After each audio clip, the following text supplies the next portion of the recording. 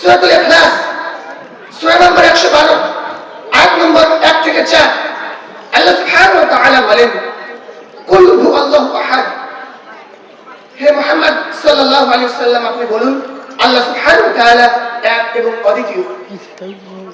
আল্লাহুস সামাদ, তার কোনো সমকক্ষ নেই। লাম ইয়ালিদ ওয়া লাম ইউলাদ, তিনি কারো থেকে জন্ম নেননি এবং তিনি কাউকে জন্ম দেননি। ওয়া লাম ইয়াকুল লাহু কুফুয়ান আহাদ, তার সমকক্ষ কেউ নেই। এই সূরায় এই চারটি আয়াত আল্লাহ সুবহানাহু ওয়া তাআলা একজন স্রষ্টা হওয়ার জন্য একটি গুরুত্বপূর্ণ শর্ত আরোপ করেছেন।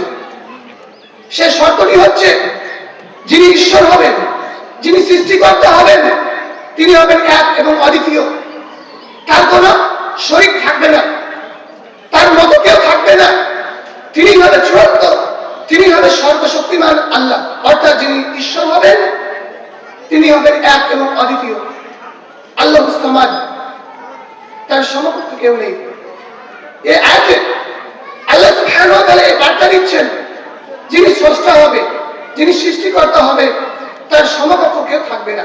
অর্থাৎ সৃষ্টিকর্তার সঙ্গে এমন কেউ থাকবে না যে কাজটা সৃষ্টিকর্তা করতে পারবে সে কাজটা অন্য কেউ করতে পারবে, তার এমন সমকক্ষ কেউ থাকবে না।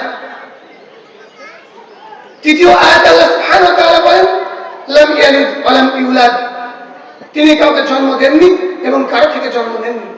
এই আয়াতে আল্লাহ সুবহানাহু ওয়া তাআলা পুরো মানব জাতিকে এই শিক্ষা দিচ্ছেন যিনি ঈশ্বর হবেন, যিনি সৃষ্টিকর্তা হবেন, তিনি না কাউকে জন্ম দেবেন না কারো থেকে জন্ম নেবেন।